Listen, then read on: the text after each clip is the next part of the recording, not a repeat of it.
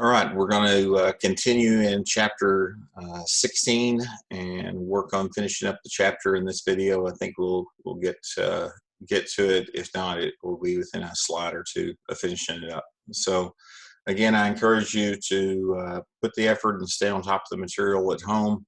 I've only had a couple of people ask me questions during office hours, so if you have concerns, log in on those times that I gave you last week. Those are links that are good for the rest of the semester. So any of the afternoons or mornings that are in those times, you can still log into that link for the remainder of the semester. Or you can email me and I'll set up a Zoom meeting with you. If it's not a simple question, I can't just answer with a reply to an email. So I'm trying to keep it as lifelike as possible, and try to make myself available to you as a resource as we go forward. All right, so we're going to continue looking at chapter 16 material. What we had introduced so far was talking about acids and bases, and we were talking about we introduced in the previous one basicity, talking about I don't know why my highlighters in that. Talking about basicity and acidity that we measured with the term pH, and we talked about values, what it means. And then we started talking about how to calculate concentrations of strong acids and strong bases, and did some pH calculations with that and pOH. What we're looking at now is how to determine the pH of a weak acid. And the complexation to the calculation is that weak acids are a partial calculation, so we have to set up, it's an equilibrium, so we have to take an ice into account, and that extent of the ionization depends on both the magnitude of the Ka value as well as what is the concentration of the weak acid. So on this example, we're going to do what is the pH of a solution that's 0.5 molar hydrofluoric acid, HF. So HF dissociates to form the proton and the fluoride ion. So if I write the Ka, it's products over reactants, the H plus times the F minus divided by the HF. And I go to a table and I look up the Ka value is 7.1 times 10 to the minus fourth. So now if I look at the system, I'm only starting with the weak acid, and there's no proton, there's no fluoride initially. So the change that's going to occur is the equilibrium is going to go in the forward direction. And as it goes in the forward direction, what's going to happen is that I'm going to lose X of the HF. I'm going to form X of the H plus and X of the fluoride minus. So at equilibrium, I have 0.5 minus X and X and X. Now I'm going to take these values and plug them into this group of values into the Ka expression that we just wrote out above. So the value for H, the value for H plus, the value for the fluoride minus, and the value for the HF, equilibrium concentration, and those are what we just circled. So now, because the first two terms are equal to each other, they're X and X. On top, I have an X squared, and on bottom, I have a 0.5 minus X, and that's equal to the value of Ka. So there are a couple of ways to approach this problem. First of all, if I look at the magnitude of Ka, Ka is 10 to the minus fourth, so it's much, much less than 1. So if that case is true, that tells me that the equilibrium, even though it's going in the forward direction, it's not going very much because the reactants are greatly favored over the products in the system. So by looking at that, I can make the assumption that 0.5 minus X is approximately equal to 0.5.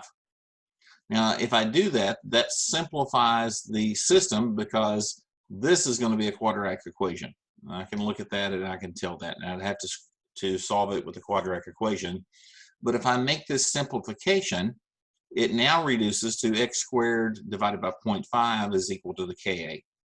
So to solve for that's pretty simple. I just take the 0.5 and multiply it over to this side, put it here. And when I do that, X squared is equal to 3.55 times 10 to the minus fourth, and I take the square root of both sides. If I take the square root of both sides, it gives me that X is equal to 0.019 molar. So if I look at what is the value of HF, then the HF value is 0.5 minus the value of X, which is 0.48. So I'm trying to see, was this a valid approximation to do or not? So when I'm saying this, was it valid to assume that that it really didn't change much? Well, it changed it a couple of percent, so it was about a 4% change.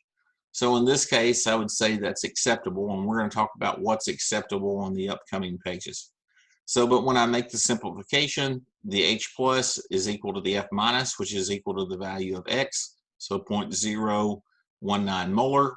Now that I know the value of H plus, the pH is equal to the negative log of H plus, so I simply just plug in the value for that, take the negative log of it, and the pH is 1.72.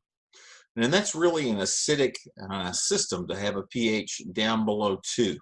When we think about the scale, remember every time you change the number by 1 on the pH scale, you're changing the concentration by a factor of 10. So every time it gets lower by a number of 1, so if you go from 3 to 2, it's 10 times higher concentration. And if I go to 2 to 1, it's 10 times more than that. So let's go back and look at this idea. Is that approximation valid to use? So the approximation that I made was that since Ka was much, much less than 1, that the original concentration minus X is approximately equal to the original concentration, which is 0.5. And the rule that we use, if X is less than 5% from the value we subtracted, we say that the approximation is valid. So how do I know if it's 0.5% or if it's less than 5%? We just take that value of X and divide it by the original concentration and multiply it by 100, and it comes up to be 3.8%. So in this case, it's less than 5, so we would say that approximation is valid to do. Now, would it work for everything? And the answer is absolutely not. So let's just adjust the calculation to say what is the pH of a 0.05 molar concentration of HF. So I just diluted it by a factor of 10. So now if I do the same thing in the equation and I set it up, it becomes X squared divided by 0.05 is equal to Ka. And this time when I plug the numbers in, I find that solve for X, X is equal to 0.006, and I solve this the exact same way I did on this previous page by doing this substitution and taking the square root of X squared. So same math. But now when I plug in to check this approximation, I take the value of X and divide it by the original concentration, multiply by 100, it's 12%. And 12% is a bad sign for us because now I can't use the approximation. It's much more than 5%. It's not valid. So now I'm going to have to do something that's a more exact solution. And the more exact solution, there are a couple of different ways you can approach it. One is to solve the quadratic equation, and that's the way that I would tell you to do it. And there's a method the author teaches called successive approximations. And I don't think it's successive approximations, which is where you start refining it, and then you refine it again, and you take these approximations and you plug the number back in and repeat it over and over till you get to a point where it's less than a 5% change. I don't think that's a valid approach just because it just consumes so much time. The reality is today, any scientist that does calculations is probably not even going to solve a quadratic by hand. They're going to solve quadratic with your TI-80 calculator will solve a quadratic equation. In fact, some of the TI-30s will solve a quadratic equation for you. If not, you use a software like Mathematica or MathCAD or Wolfram Alpha or one of the literally of hundreds of different options that you have to approach this. So the way that I would like for you to learn this is to learn when you need to use the approximate solution and when you need the more exact solution. So at the bottom of the page, well, this page gives us both of the equations. So for a weak acid. So we have the approximate solution for a weak acid, and that is that H plus is equal to the square root of KaCHA. So have I ever seen anything like this before, or where did this come from? If we go back to this previous page, that's what we did when we took this. So this was the, if we think about what the values that would have had here, this was x squared was equal to Ka times CHA, where it was the concentration of HF. And then I took the square root of both sides to get rid of that. So that was equal to x. So that is where this equation is coming from. So H plus equals the square root of KaCHA. Now, once we do that, we check it with the 5% rule, and we say, is it okay? So we try the approximate solution, then check with 5% rule. So check with 5% rule and see if it's valid. It is not going to let me write with that. So let me go back, do this. So check with 5% rule to see if valid.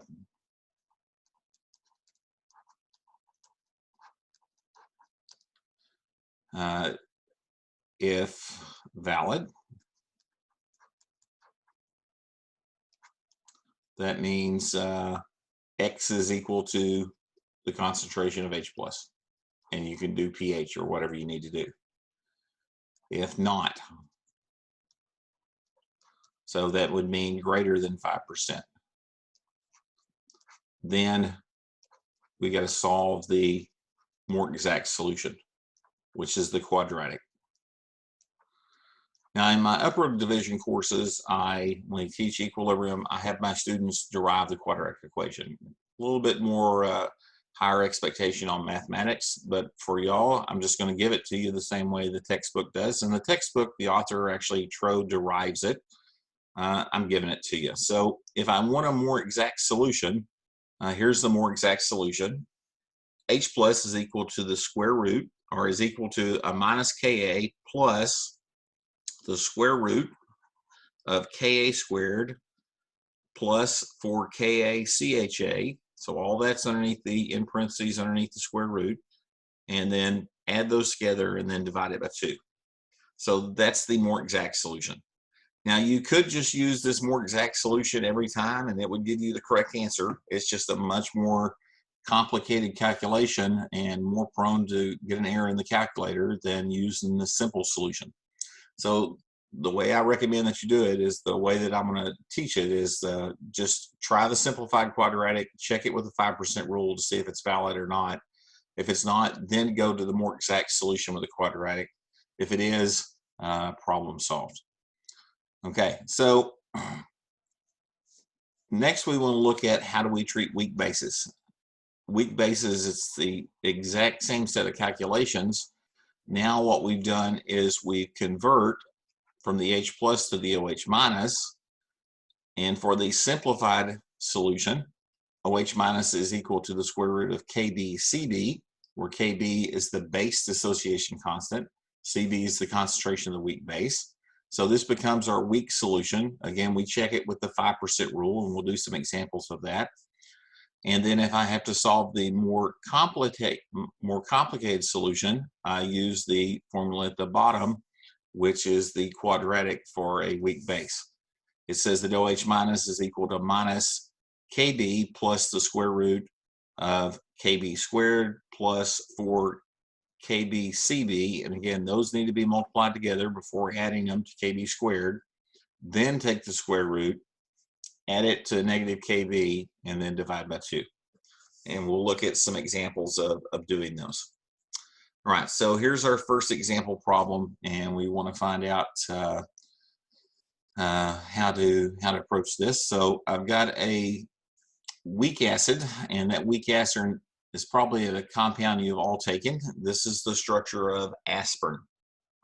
So aspirin has these ring structures, and it's got this group called an ester group, But in particular, this is a carboxylic acid. We talked about types of acids, and this proton can come off and it can disassociate to release a proton. Therefore, it works as a weak acid. And the rest of this molecule would be here, and this would leave the minus ion when the proton separates away from the aspirin molecule. Aspirin is known as the chemical name for it is acetylsalicylic acid. Okay, so it has a Ka of 3.16 times 10 to the minus fourth, and I want to know what is the pH of a solution that's 0.25 molar. So I know the value of Ka, and I know what the concentration is. So the formula that I would use is start with the weak acid equation. H plus is equal to the square root of Ka CHA. And I know both of those values. I simply plug them into the calculator. So Ka is 3.16 times 10 to the minus fourth. And CHA is 0.25 molar. And I'm going to find out what the value is when I plug those in. So 3.16 times 10 to the minus fourth times 0.25. Remember to take the square root of it.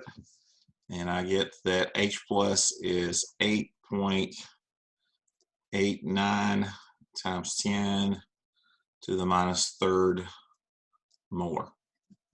Okay, so now before I want to do a calculation, I need to check that with the 5% rule. So I want to apply the 5% rule and see if this is a valid approximation to make. So check with the 5% rule. And the question I need to ask myself with the 5% rule is H plus greater than 5% of the concentration of the weak acid? All right, so that's the question that I'm trying to look at. So the value that I have for H plus, so it's 8.88 or 89 times 10 to the minus third, and I want to compare that to 0.05 times the original concentration, which is 0.25. So when I multiply that out, 0.05 times 0.25, I find that it's 0.0125.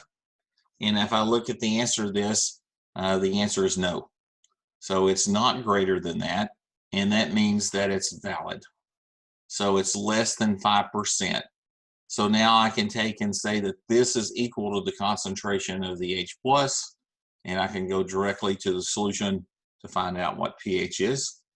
pH is equal to the negative log of the H plus. So I simply take the negative log base 10 of the concentration that I just found for the weak acid, or for the proton. And when I take the negative log of that,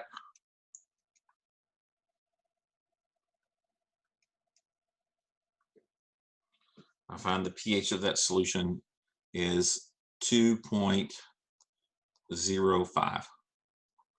Okay, now let's go back and review what we talked about in logs. Why did I stop at 2 decimal places? And if we look at the data that we have in the Ka value, there are 3 significant figures. In the concentration, there are 2 significant figures.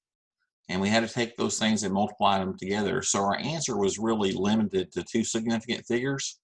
So when I report that by taking the log of it, so if this was at 2 sig figs, that means I need to truncate my answer of the log to 2 sig figs.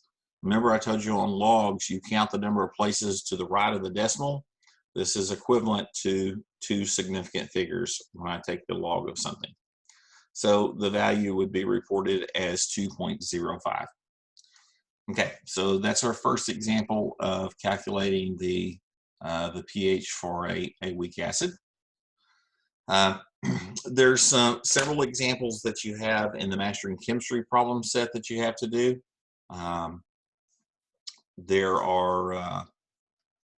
There's problems with weak acids, there's problems with weak bases, there's problems with strong acids and strong bases. The key to working these types of problems is identifying what type of problem you have. You got to look at the name of the compound. You've got to figure out, is it an acid or is it a base? And then based on the list of things that you know, I gave you a list of strong acids that you know or you need to know. Is it a strong acid? If it's a strong acid, it 100% dissociates. So the concentration of the strong acid is equal to H+. If it's a weak acid, we have to look up for the value for Ka on it. Well, if I don't know what it is, like the table that I gave you, acetylsalicylic acid wasn't in the problem, or aspirin, or wasn't in the table that I gave you. But the fact that I gave you a Ka with it, that's kind of your giveaway. If a Ka is given for it, we know that that means that it is a weak acid. So if you're given a Ka, that means it's a weak acid. And conversely, if you're given a Kd, it probably means that it's a weak base in the system.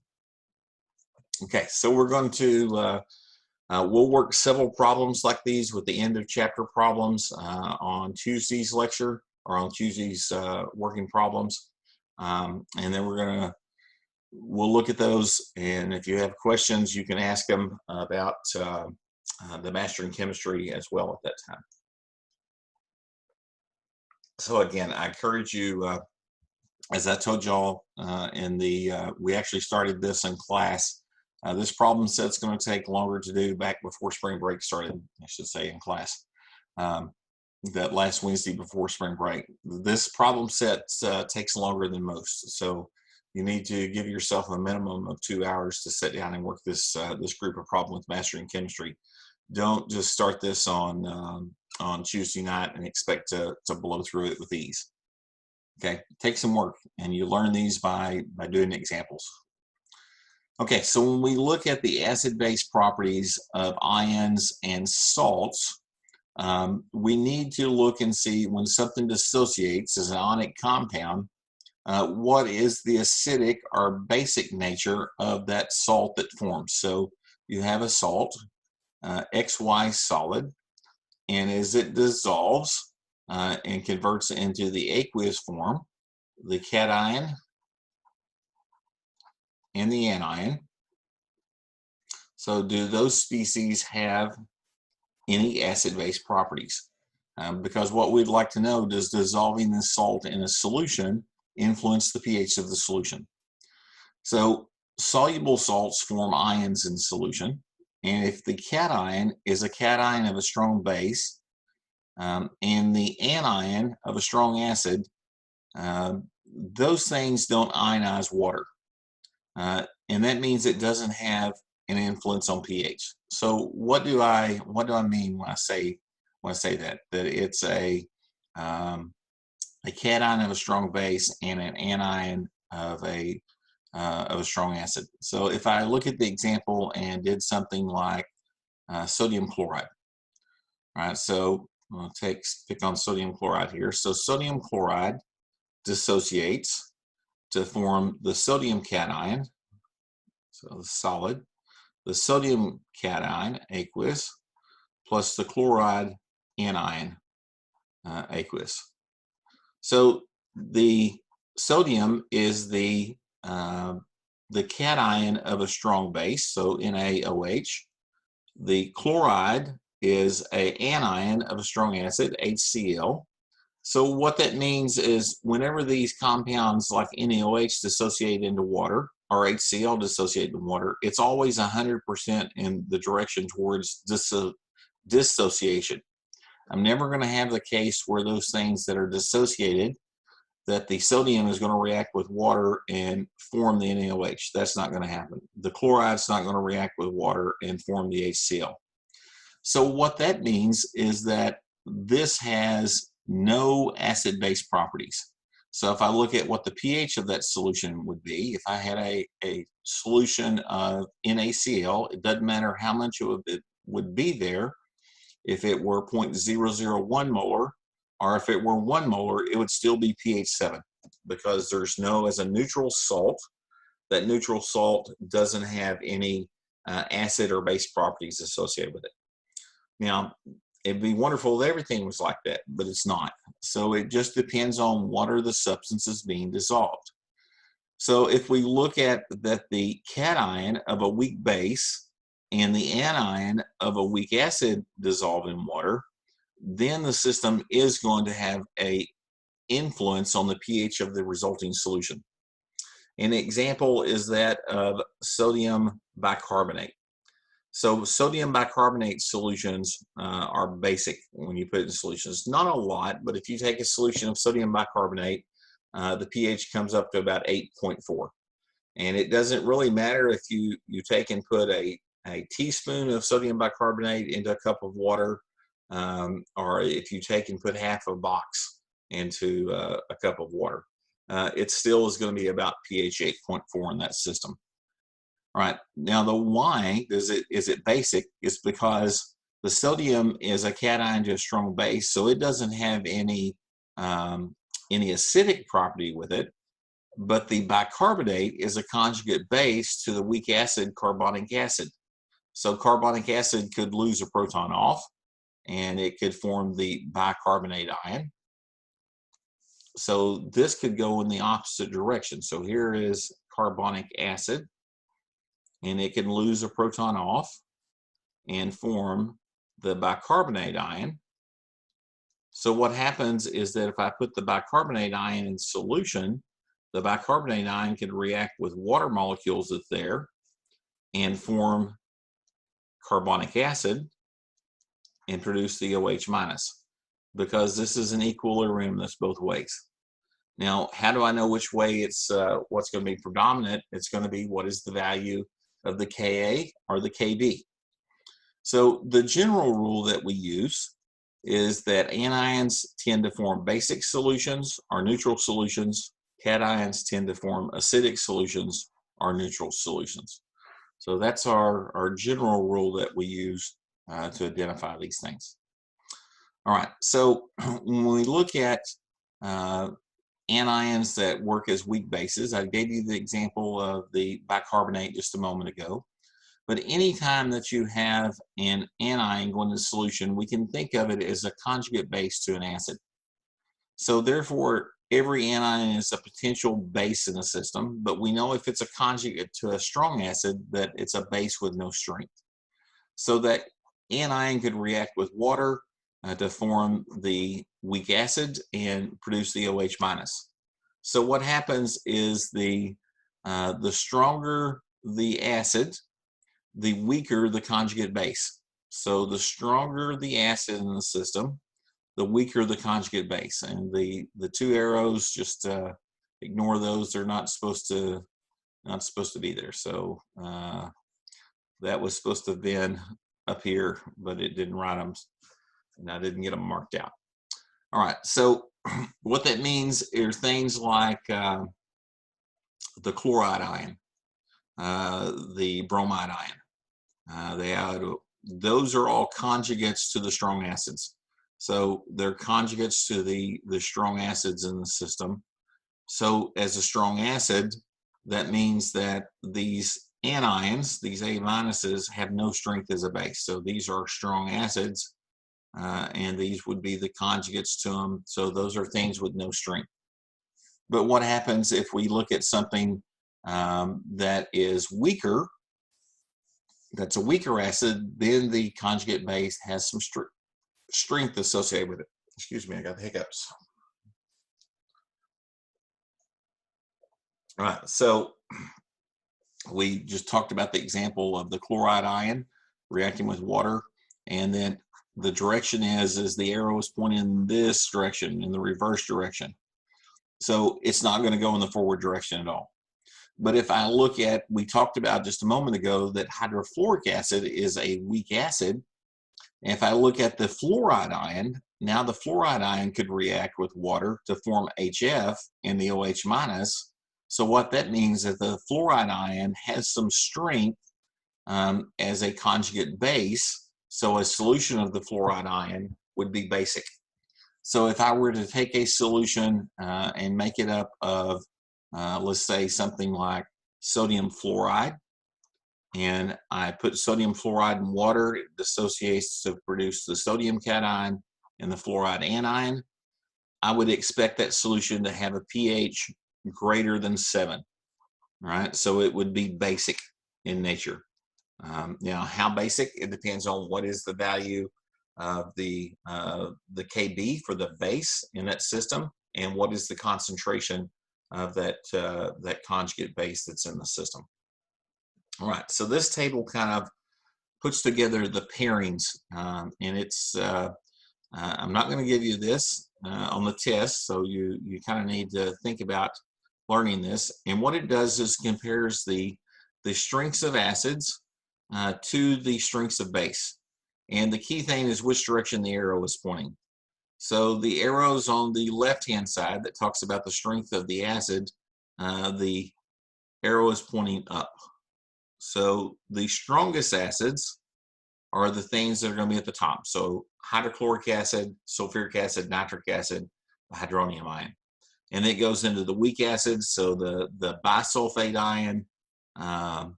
look at the HF, phosphoric acid, acetic acid, carbonic acid, and it's just a list of ones that we use. The bicarbonate ion, even water as an acid.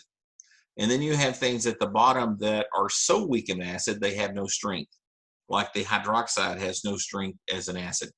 All right, the hydrogen sulfide ion has no strength of an acid. Now, if you look at the other side of this and look at the base strength with it, the base strength goes in the opposite direction. So with the bases are the strongest at the bottom of the table. So if we go to the bottom and start working our way up, thinking about the way that they're paired, the strongest bases are things like the hydroxide, the sulfide ions, and their conjugates have no strength. Then you look at the stronger weak bases, so things like the phosphate ion, the carbonate ion, ammonia, the sulfite ion, bicarbonate, the fluoride ion, and all these things in the middle. That means that these are going to have some base strength associated with them. All right. And then if you look at the ones that are the conjugates to the strong acids, they're neutral salts. Okay. So the things that we need to be aware of are the things that are in the center. So the things that are in the center, okay, either as the cation or the anion in the system, that means that the conjugate, whether it's the conjugate acid or the conjugate base, means it has some strength as an acid or base, and it's going to contribute to the system. All right, so there's a few problems that we'll do at the end of chapter problems tomorrow that we'll go over a few of these and review them. So now we want to look at the strengths of acids and bases and how they compare to one another. And a way that we do a comparison of them is we look at the relationship between the Ka of the acid and the Kb of its conjugate base.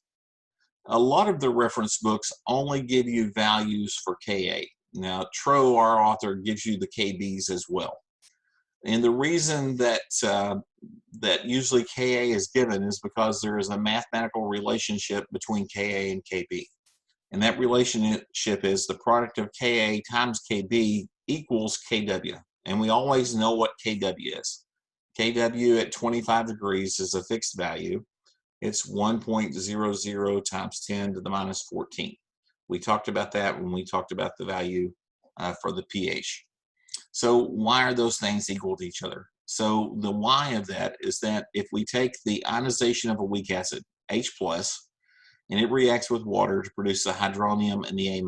So if I write the Ka expression, products over reactants, the hydronium times the conjugate base divided by the HA, water being the pure liquid wouldn't show up.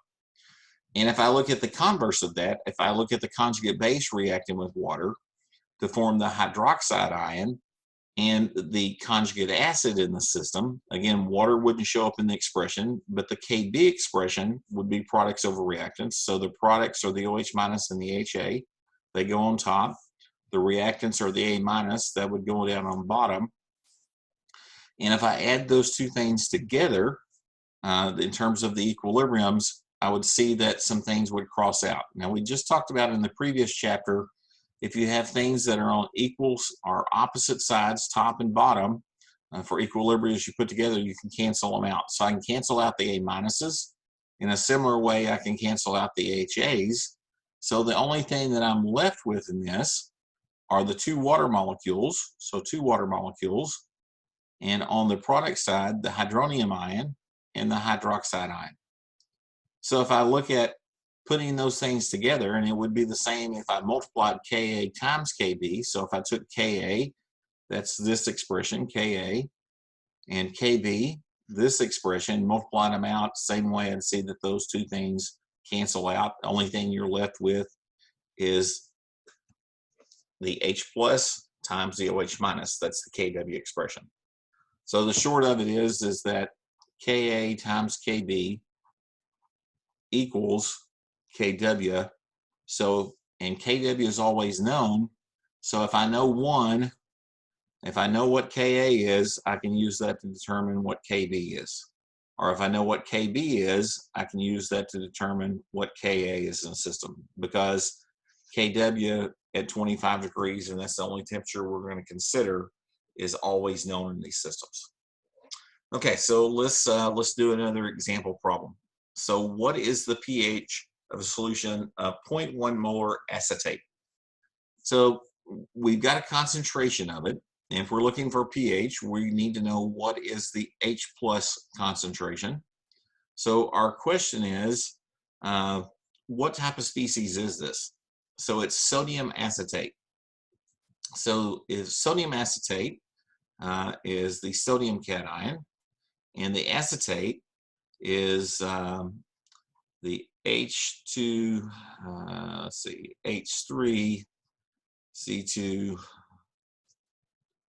O2. And usually that's, let me write that the way it's usually written, C2, H3, O2, and then -1.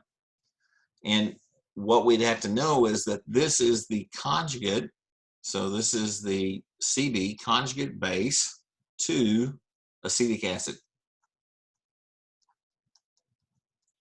All right, so that's the conjugate base to acetic acid in the system. Okay, so if I want to look at that, then that tells me that that this is going to be a weak base system. All right, so that means that I know that this is a no pH effect. So this one doesn't influence pH at all. But this one is going to work as a weak base. All right, so work as a weak base, the acetate ion. So how do I solve the pH of a weak base? Well, I take it to the weak base equation, and I try the simplified quadratic for a weak base. So H minus equals the square root of KbCb.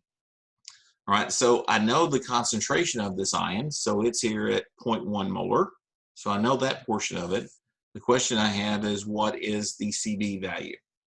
All right, so way back when we had those tables, so I'm going to rapidly scroll through the notes and go back to our base tables that we talked about. There they are. And if I look at the ones that I had for the common bases, I'll see that I got the carbonate ion, a couple of things in here, but there's not one for the acetate. All right, so I don't have the value for Kd, but if I go back a couple of more tables and look at the acids, I see that there is one for the acetic acid, okay, the conjugate acid of the system. And it's 1.8 times 10 to the minus fifth. Okay, so 1.8 times 10 to the minus fifth. I need to remember that, because I'm going to have to use that value of Ka to find out what Kb is. So I know that Ka times Kb is equal to Kw. So therefore that Kb is equal to Kw divided by Ka. And Kw, we said, is 1 times 10 to the minus 14th. And we just looked up in the table, and we said that Ka was 1.8 times 10 to the minus fifth. So now I take that and divide it out.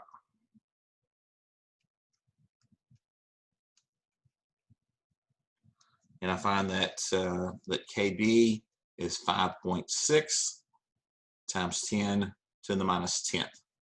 Now, the fact that it's 10 to the minus 10th, that tells me that it's a pretty weak base.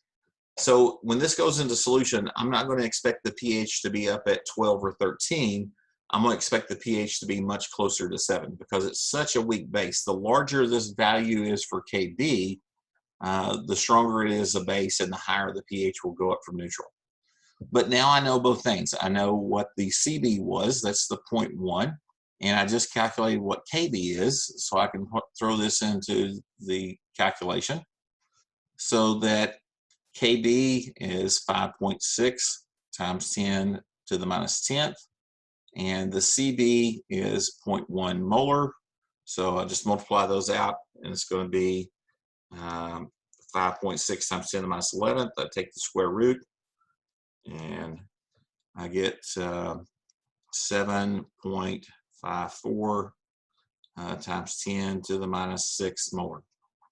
So now when I look at how we approach this as a weak base, I need to go to the 5% rule. So check with 5% rule. And with the 5% rule, the question I need to ask is the OH minus. Is it greater than 5% or 0.05 times the concentration of the weak base? And that is 0.1. So I multiply those together. This is going to be 0.005. And this is here at 10 to the minus 6. So the answer to this is no, it's not. So that means that it's valid. All right, so it's not more than that 5%, so we don't have to solve the more complicated equation. That tells me that this is the concentration of the OH minus. So once I've got the concentration of the OH minus, I can solve it a couple of different ways.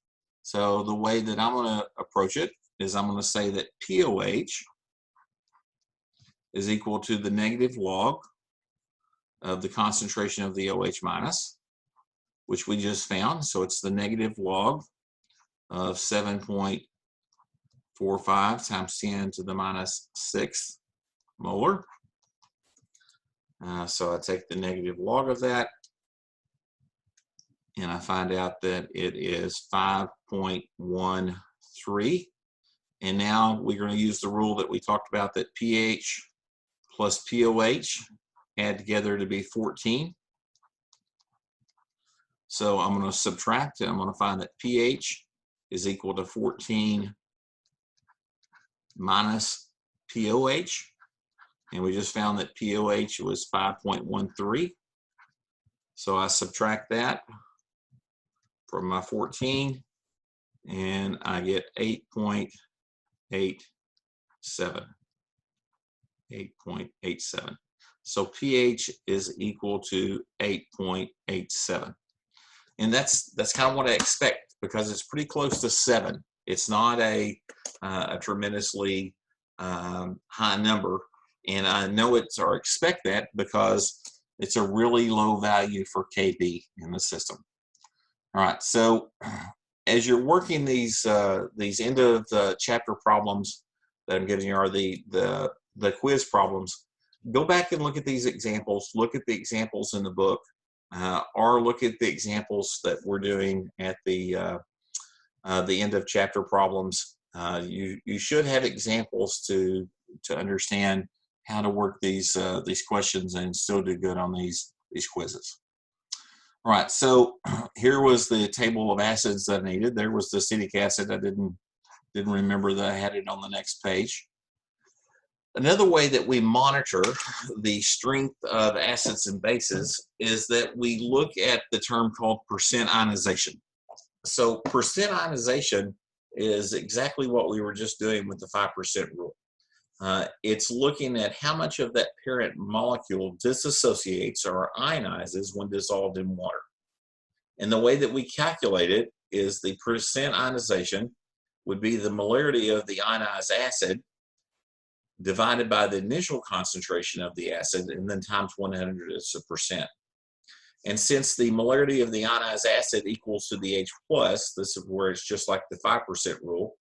It's just the percent ionization is equal to the equilibrium concentration of the H+ divided by the initial concentration of the acid, and then times 100 as a percent. Now the rule is that the higher the percent ionization, the stronger the acid. So maybe you'll get an exam question where I'll give you a list of 4 acids, and I'll ask you which one of these acids, if they were all the same concentration, would have the highest percent ionization or the lowest percent ionization. And the way that you'd need to approach answering that is you'd need to go look at the Ka values and find the one with the largest Ka would be the one with the strongest acid, so it'd be the one with the highest percentage ionization. And the converse of that, the one with the lowest Ka, would be the lowest percent ionization in a system. All right, so here's an example problem of something we might work like this. You see it on the exam. I want to know what is the percent ionization of a solution that's 2.5 molar nitrous acid. Now, nitric acid, HNO3, is a strong acid, but HNO2 is a weak acid in the system, so it's a partial ionization. So if I go back and look at our tables that we had just a few tables ago, or a few slides ago, nitrous acid has a value of 4.6 times 10 to the minus 4. It's a partial ionization, it's not a complete. So if we set up the ICE table for it, the nitrous acid plus water yields the nitrite ion plus the hydronium ion. Initially, I've just got the weak acid. There's none of the products. And this is approximately 0 for the hydronium ion. The fact that it's in water means that really the hydronium ion is there at a very low concentration all the time. So it's really here at 1 times 10 to the minus 7th molar just from the background water that's there. Molarity, it doesn't look like an M.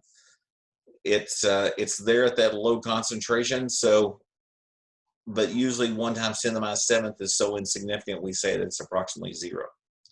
And then when we have the ionization event go forward, so as the reaction goes in the forward direction, you lose X, you form X, you form X. So at equilibrium, we have 2.5 minus X, 2.5, or X and X. So then when we look at solving the values for this, we can use the approximation that since the Ka value is so small, I'm going to make the assumption that 2.5 minus X is approximately 2.5. And then I've got X and X for the concentration of the nitrite ion and the hydronium ion. Go to the Ka expression, products over reactants. So the products are the nitrite ion, the hydronium, divided by the protonated nitrous acid. So the nitrite is X, the hydronium is X, and we said that the protonated nitrous acid is approximately 2.5. So now we multiply this over to the other side, and it becomes the same equation as our simplified equation for a weak acid. H plus equals the square root of KaCHA. So we just do the math on that, and we find that X is equal to 4.3 times 10 to the minus 2. All right, so now what we need to do is see, is that an okay thing to do? So I would actually want to take that and I'd want to check it with the 5% rule, make sure that that's a valid assumption before I would go forward. So I'm going to take and look at it with the 5% rule and see if that's still good. So my question is 5%, or is the concentration of the hydronium ion, is that greater than 5%, 0.05 times the initial concentration? All right, so this is 0.034, and 0.05 times 2.5 is certainly greater than 0.034. So the answer to this is no, and that means that it's valid. So I get to spell valid this morning. That it's valid. So that means that this value for that we came up to for X is valid. So now if I want to go through it and apply what is the percent ionization, the percent ionization is just the, since it fits under the approximation method, we can say that its percent ionization is H plus divided by the initial concentration. So the H plus is 0.034 divided by the 2.5 and then times 100, so it's 1.4%. And if I go back and think about the calculation, it was actually the same comparison that we did right here. So what we're doing is we're looking to see, when we're doing this comparison with the 5% rule, is we're looking to see, is this number greater than 5%? If it's greater than 5%, that means that it fails the approximate solution, and we have to use the more complicated value. All right, so that's looking at some anions as bases. So now let's look at the other side. Let's look at some cations that could work as weak acids. So again, what we talked about, the conjugates are the stronger the acid, or stronger the base, the weaker the conjugate. So the opposites hold true for the acids and base pairs, the same as base and the acid pairs. So the weaker the stronger the base, the weaker the conjugate acid. So if it's the cation or the counter ion to a strong base, something like to a hydroxide, that means that it's going to have no effect on pH. But if it's a conjugate acid to a weak base, that means the solution is going to be weakly acidic in nature. So the example is, if we look at the ammonium NH4 plus water, it produces ammonia NH3 plus the hydronium ion. And there is a very small Kb value for this, and it's going to be one that would be pretty weak, but it does have a Kb, therefore the pH would be slightly acidic in nature. Sorry, it would have a Ka. We're looking at things working as acids now. So it's going to be weakly acidic. pH is going to be less than that of 7.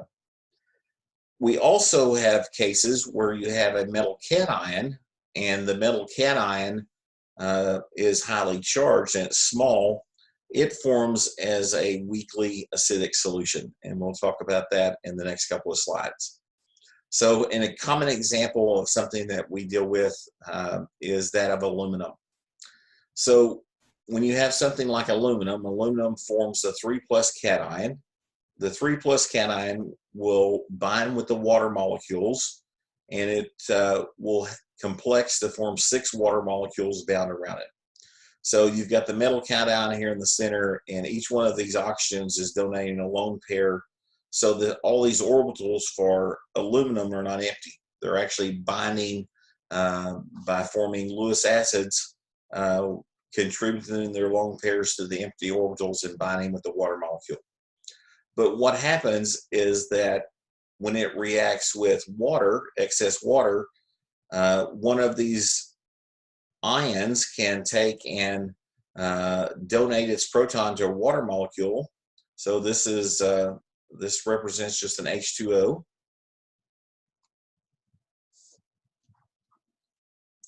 So when it forms the H3O plus, or the hydronium ion. Now this one has lost the positive charge off, so this is the negatively charged OH on it. So it's got this OH minus group that's here. Now the aluminum cation is aluminum 3+, aluminum 3+. So what happens is when you put all of it together, you have a total charge of 2- from the addition of the 3+ and the 1-. But now what it's done is it's kicked a proton off. So as it kicks a proton off, this means the substance is working as an acid. And almost all of the highly charged metal cations will have this behavior. So if I put them in solution, they form a slightly acidic solution. Now it doesn't work for alkali metals and alkali earth metals that are +1 and +2. Those molecules don't bind to water as strongly, but it does work very well for the species that are higher valence numbers and have higher charges associated with them. So when we look at classifying a salt solution, is it acidic, basic, or neutral? The thing that we need to look at is is it a counter ion to a strong base, and is the anion a conjugate base to a strong acid? If that's the case, it's going to make a neutral salt, no influence on pH. So examples of that would be like NaCl, calcium nitrate, potassium bromide. So every one of these cases, and we've talked about NaCl already, but the calcium would be the conjugate to calcium hydroxide, which is a strong base. The nitrate would be a conjugate to nitric acid, which is a strong acid. KOH is a strong base. Hydrobromic acid is a strong acid. So all of these are conjugates to strong acids or bases in systems. All right, if the salt is the counterion to a strong base and the anion is a conjugate base to a weak acid, then it's going to make a basic solution. So we looked at the example a while ago with ammonium acetate. Calcium acetate would work the same way. The sodium fluoride would work the same way. Potassium nitrite would work the same way. So on all of these, the pH would be greater than 7. It would be a slightly basic solution with the things that behave in this nature. Now, the other possibility is that the salt, the cation, is a conjugate acid to a weak base, and the conjugate base is the anion is a conjugate base to the strong acid. So in that case, it's going to be an acidic solution. So an example of something like the ammonium chloride, the ammonium chloride in solution is going to dissociate into the ammonium cation. So this would fall apart into the ammonium cation, NH4+, plus the chloride anion. So the chlorine it's the conjugate to a strong acid. So conjugate to strong acid. So that means it doesn't have an influence of pH. But this ammonium, NH4+, can dissociate to form NH3 and the H+. So this one does have acidic properties. So it produces H+. That's going to mean this is going to be a pH of less than 7. So the pH is going to be acidic in nature. All right. If it is a solution that is a salt that's highly charged, the metal cation and an anion, then it's typically going to form an acidic solution, something like the aluminum nitrate. Things like iron nitrate do a similar behavior. So we dealt with iron nitrate. Actually, I dealt with iron nitrate in the lab last week, so I had to make up that solution that I used for the equilibrium measurement. So I had to make the solution up of iron 3 nitrate, and it's a very acidic solution in nature because what happens is that when it dissolves in solution, the iron gets replaced, or the nitrate gets replaced with the water molecules, and this guy has an acidic nature with it the same way that the aluminum does. Okay, so if we look at the last case we're going to consider is what happens if the cation is a conjugate base to or conjugate acid to a weak base, and the anion is a conjugate base to a weak acid. So there, it depends on the relative strengths of the conjugate acid and the conjugate base. And it's who has the largest Ka or Kb is going to predominate the pH of that solution. And the example we look at is that of ammonium fluoride. So the hydrofluoric acid is a stronger acid than the ammonia. And it has a Ka that is larger than the Kb for the ammonium. So, or the Ka of the ammonium is larger than the Kb of the fluoride ion. And since the Ka is the largest term, that means it's going to be a acidic solution. And these are kind of trickies. You've got to really understand. Sometimes I'll give a question with one of these, but you've really got to be looking at these to make sure you understand what's going on in comparison. So if I were to look at that pair, I'd have to look at what are the values for the Kas and Kbs and try to answer that in the system. So looking at the ammonium, let's see if I've got those. So ammonium and its values. So I've got a Kb for ammonia. and I'd have to approach it by calculating each of them from the conjugate. The Kb for ammonia is equal to, or sorry, the Ka for the ammonium, NH4 plus, would have to be calculated from Kw divided by the Kb of ammonia. Because I don't have it in the table. Some tables may have it. So that's 1 times 10 to the minus 14th divided by the 1.76 times 10 to the minus 5th. So that's going to be in the neighborhood of 9th or 10th. So 1e to 14th minus divided by 1.76 e to the 5th minus. So 5.7 times 10 to the minus 10th. Now, if I look at what is it for the other species that's there, so I'll look at what is the Kb for the hydrofluoric acid. So again, I've got the Ka for hydrofluoric acid.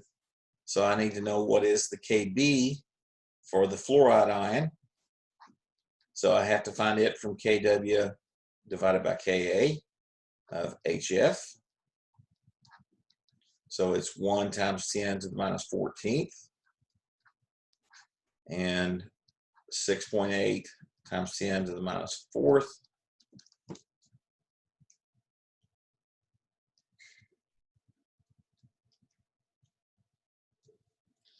And I find that this one's a little bit weaker. So 1.5 times 10 to the minus 11th. So now when I do the comparisons to find out what's going to control pH in the system, I've got to look at which one is the largest. Okay, there's not a lot of difference, but this one's 10 to the minus 10th. This one's 10 to the minus 11th. This is the one for the acid. So that means that the acid properties would take control, and that salt would be slightly acidic in nature. And that's the comparison you have to do to find out if a salt is going to be acidic, basic, or neutral. We can also think about this, the table that we talked about, and if we look at the comparison. So if I look at, I want to know, is the anion given, is it basic or neutral? And if I go back to this, this table and look at a comparison, if I look at the nitrite ion, it's the conjugate base to a strong acid, therefore it's a neutral. And if I look at the nitrous ion is a conjugate base to a weak acid, so therefore it's going to be slightly basic. So let me find the nitrous ion in here. Choose one that's not even in the list. Okay, we're going to throw it in here. So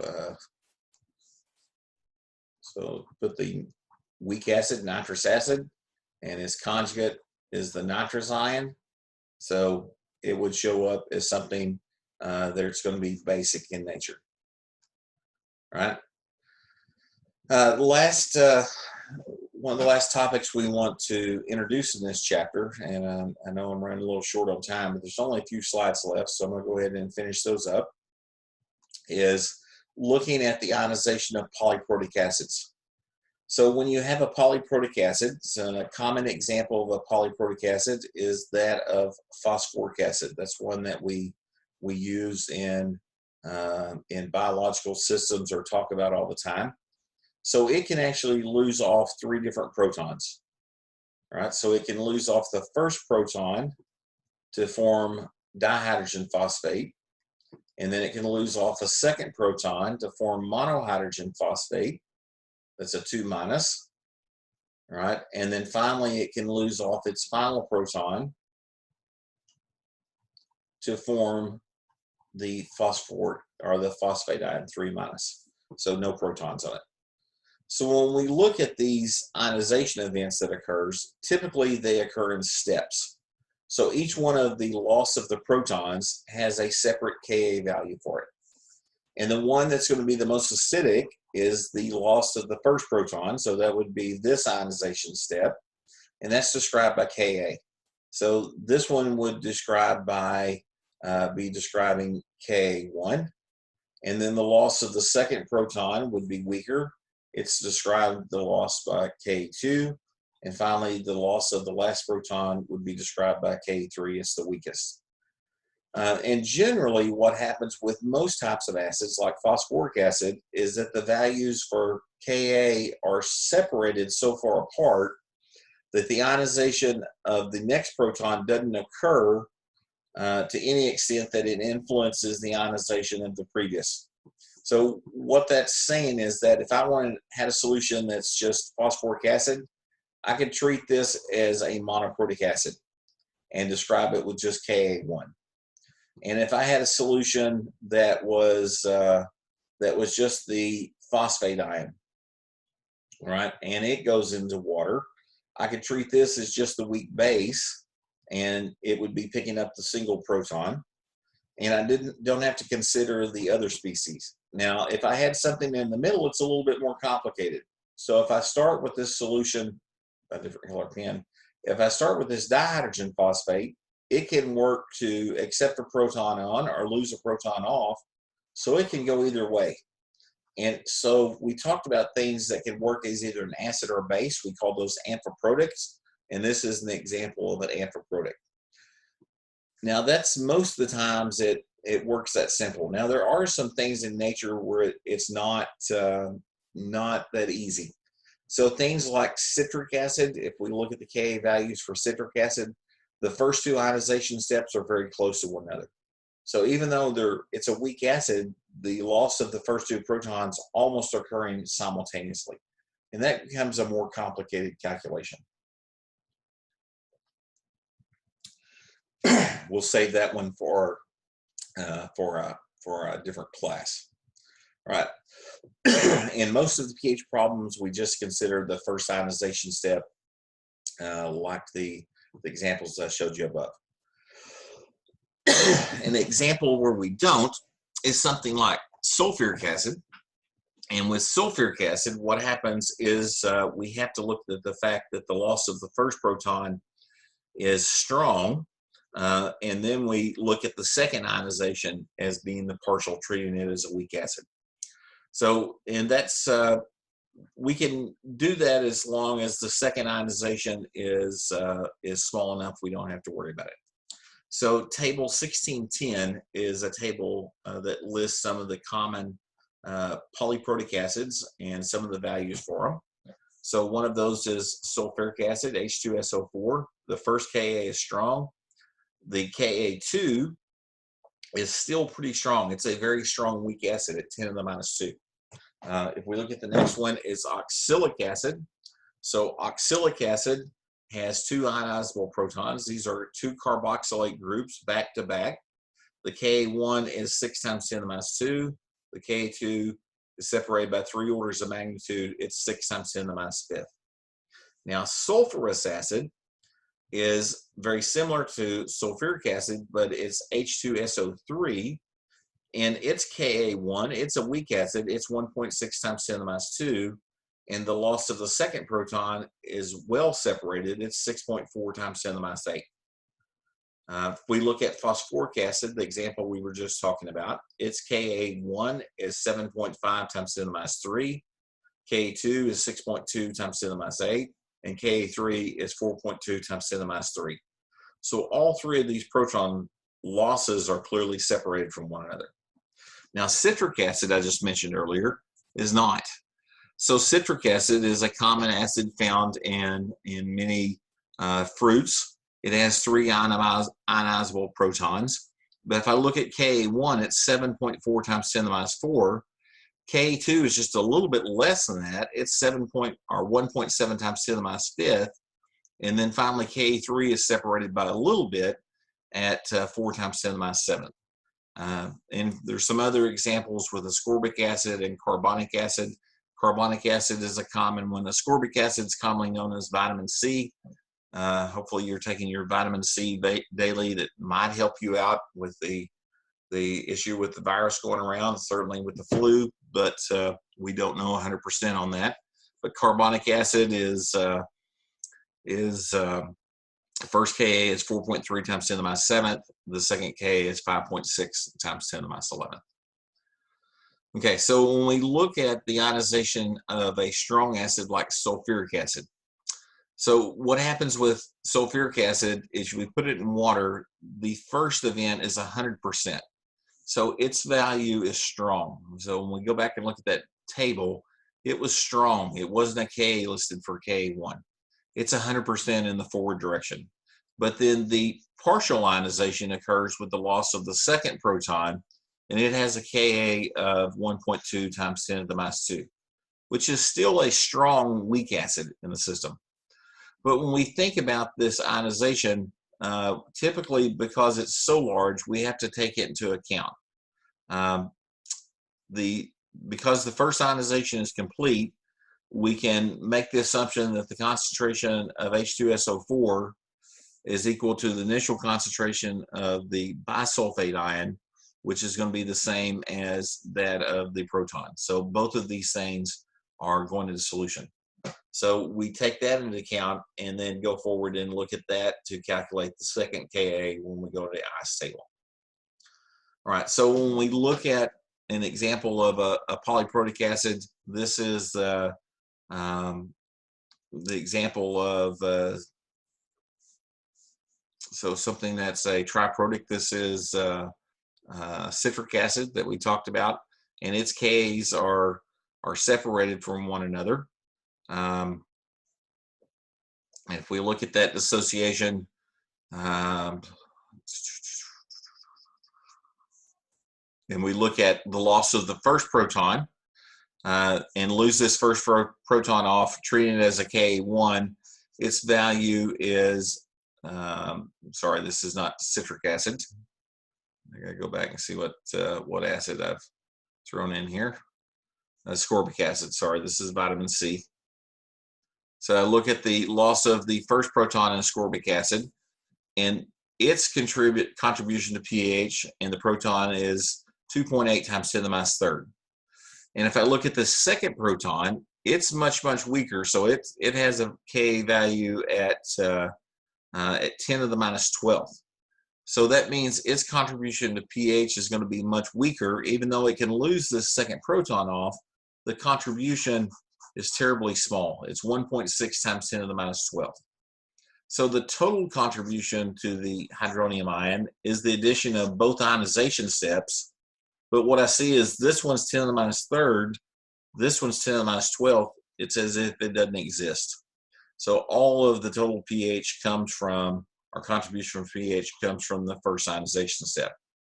And that's going to be true until I consume all of this first proton. Once it's completely gone, then I could consider other ionizations that can occur.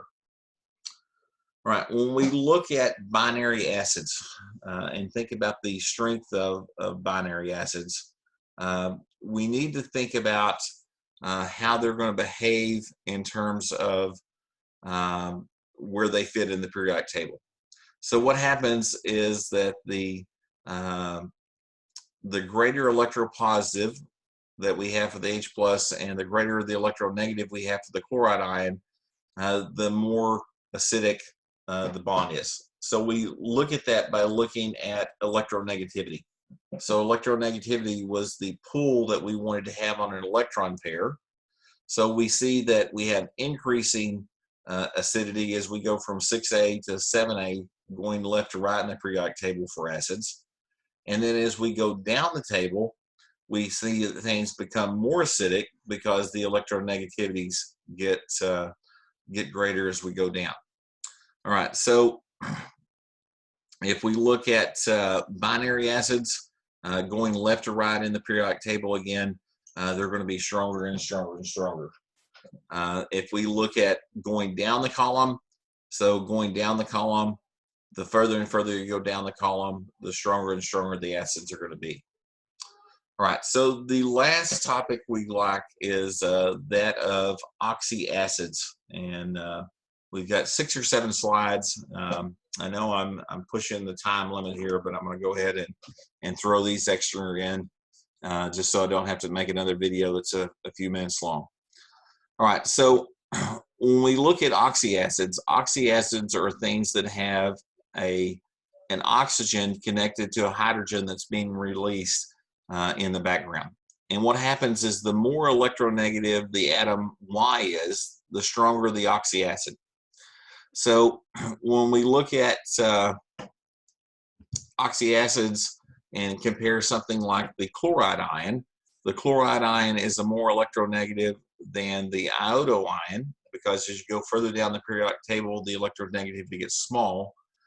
So the acidity of oxyacids decreases as you go down the table.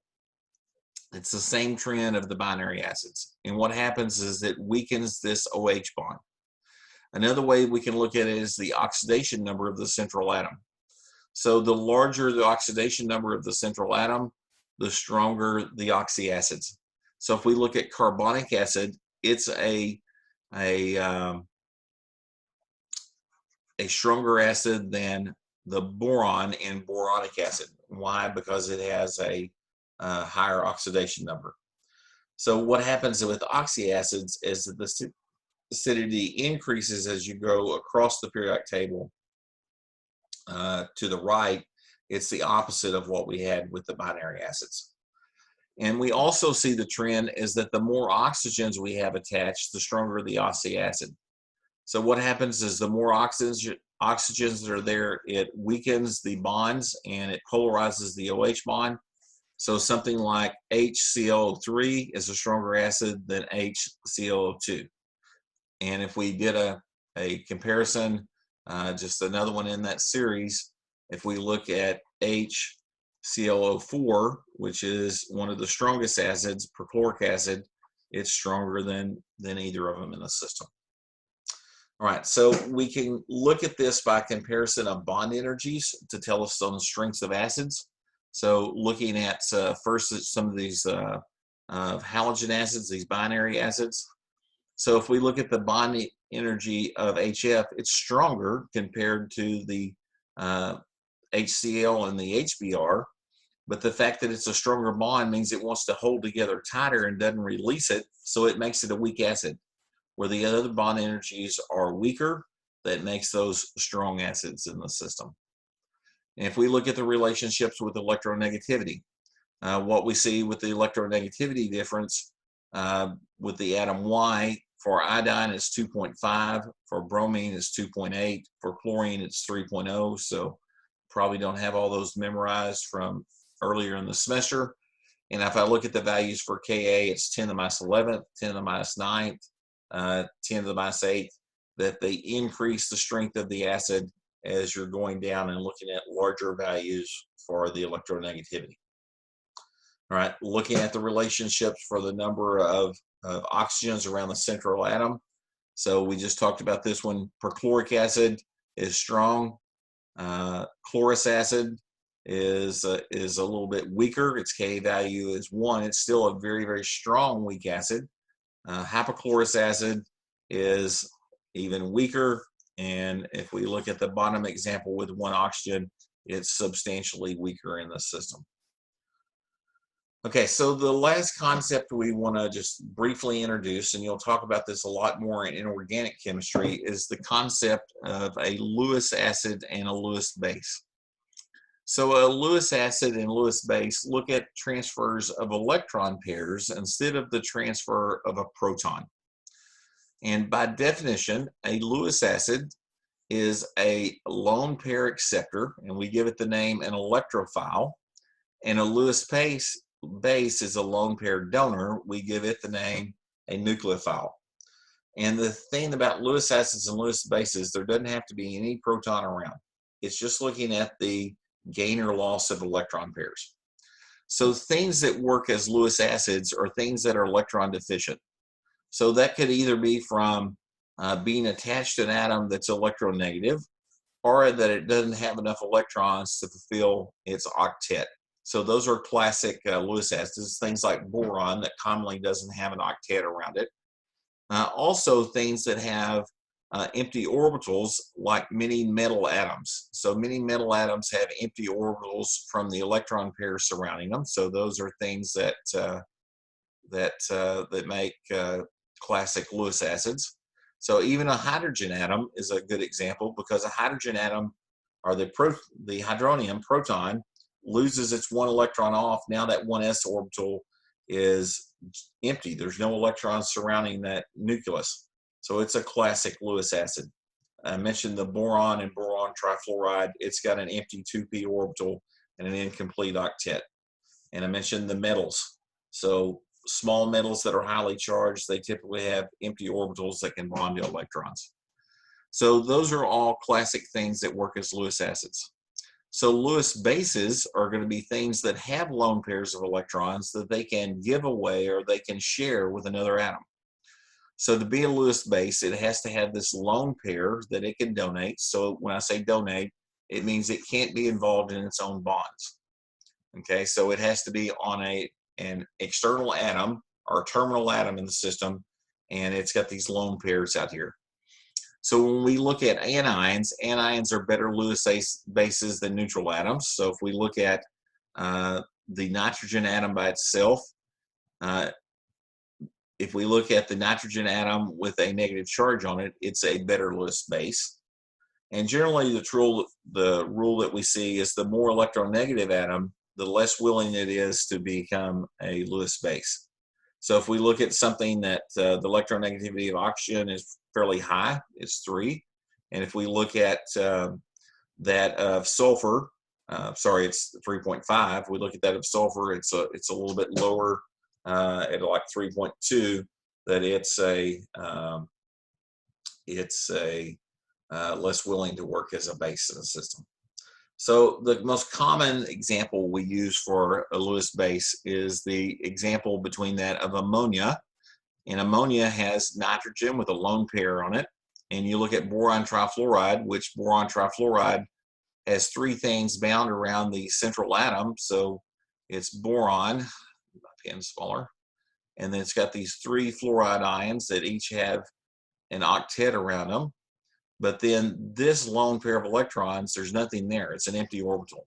So what happens is you simply donate this pair of electrons over, and this electron pair makes this new bond, all right? And when it forms this type of unique system, this Lewis acid-base system, we call the product the adduct.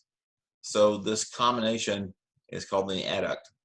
And if we look at both Arrhenius and Bronsted-Lowry acids and bases that we talked about in this chapter, because the transfer of a proton is going to be something that works as a lone pair acceptor, they also work as Lewis acids by definition as well. All right, so I know I went a few minutes over on this one. So with that, that's the end of chapter 16. So you can play this in probably as a couple of segments, because I know it's a long time to sit and watch. I encourage you to go through this, make notes in your notes, and use this to prepare and go forwards, because we need to get through this class.